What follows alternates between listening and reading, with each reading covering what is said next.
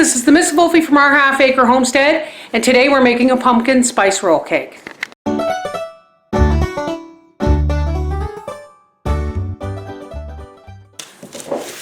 Now before we get going, I'm going to prepare my pan. You can use a jelly roll pan, but I just use a good cookie sheet, which I wash and then moisten with water and trim off the parchment. But the reason I'm making you watch me this is because I want to tell you why I'm doing the new video. I have not done this cake since 2011. Well, I have, but I haven't done a video of this cake since 2011. Now, my son Briar is a pumpkin spice roll cake junkie. Hey, you just stole the second piece. Get back here. He has been begging me. And I told him when he got a job, I would make him a pumpkin. As a matter of fact, I told him I would make him two. So he's like, he told me, Mom, it's Thanksgiving, you owe me 2 pumpkin spice roll cakes. I want one for Christmas, one for Thanksgiving, and one for my birthday.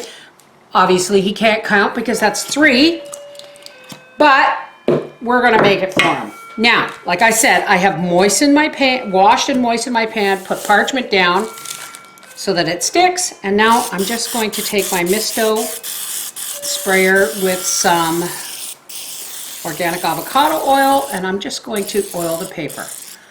This, my friends, is our jelly roll pan. You're also going to need a lint-free towel or a folded tablecloth lightly coated in icing sugar, and it has to be slightly bigger than your pan. Okay, so here are our ingredients. 3/4 of a cup of mashed pureed pumpkin. This is a little bit more, I won't use it all. This is also white pumpkin, it's not orange pumpkin.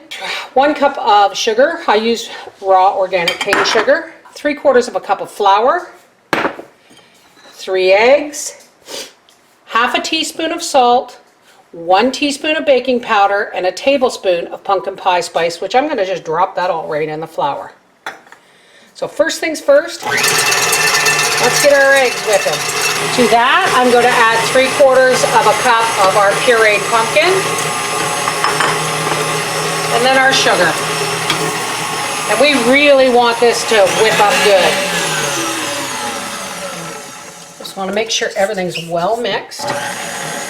And now we're going to add our flour and our spices.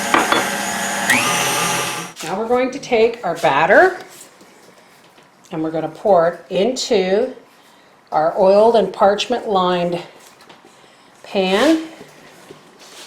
This is a super moist cake, folks. You don't want it too dry or it'll crack when you're trying to roll it. I'm just going to spread this out. And then I'm going to drop it a couple of times so the camera's going to shake.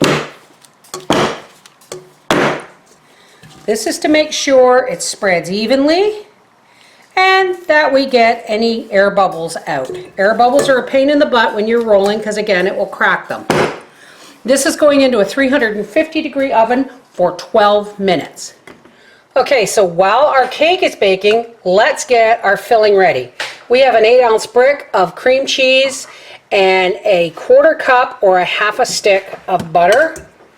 I'll put that in there, and we're going to get that creamy. And to this, I'm going to add 1 cup of icing sugar, and I have 1 cup of chopped pecans that I'm going to set aside for sprinkling on the icing. And I almost forgot 1 teaspoon of vanilla. You can use rum extract or any kind of almond extract or orange or anything you want. Vanilla is what I got, so that's what we're using. Okay, here I have an upside down cookie sheet with a piece of parchment on it. It would be ideal if it was the same size as my cookie sheet, but it's not. And here is our spice roll cake. I'm going to lay this parchment on top, then I'm going to take this other cookie sheet and put it inverted over top.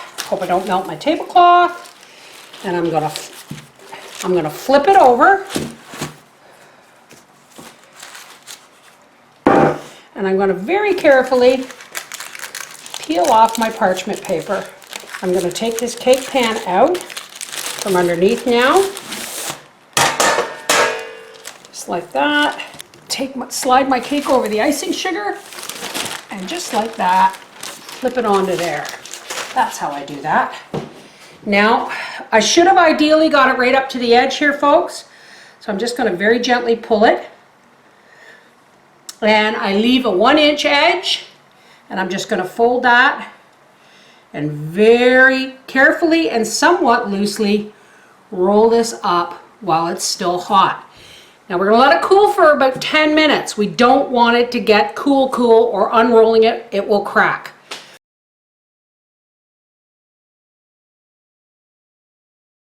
I'm sorry I'm not wearing my half-acre homestead apron, folks. It's in the laundry. It's Thanksgiving this weekend for us Canadians, and I am busy. Okay, so very, very gently, we are going to unroll our cake. Now, all we've pretty much done is given it a memory of how we want it to be. And now I'm going to put my cream cheese frosting. Now the cake is still hot, but that will help it to spread. And then we're going to put it right in the freezer anyway. You want this to be probably a little bit cooler, but I'm on a time constraint here. So some of this is going to melt, but then when we roll it up, we're going to pop it right in the freezer. Yeah, you should let your cake cool down just a little bit longer than I did. My icing's getting runny. Yeah. But that's okay, because we're there. Now all we're going to do is take our crushed pecans, our 1 cup of crushed pecans, and we're just going to sprinkle them all over the icing. And if you don't get it all the way to the edges, folks, it's not a big deal because it's going to kind of squish. Now what we're going to do is we're going to take the edge of our cake and the edge of our tablecloth, and we're just going to slowly roll it back up, hopefully ending on the seam. And I should have. Now I'm just going to take a piece of parchment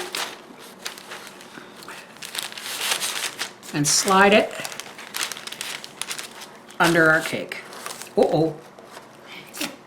Cook's pay. Now I'm going to roll the cake up in the parchment, folding the ends in and seam side down. I'm just going to put it on this plate, and I'm going to pop it in the freezer, and I'll be trimming the end pieces off for decorative reasons. So you'll get to see Papa taste it after supper. You weren't supposed to get into it. I wanted a picture. You want a thumbs up or a thumbs down, or? You just don't threaten me.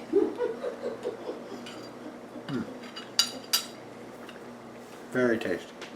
There you go. Put some whipped cream on it. No. This is the Mrs. Wolfie from our half-acre homestead saying he's going to put whipped cream on that? Oh. And I have the big waistline.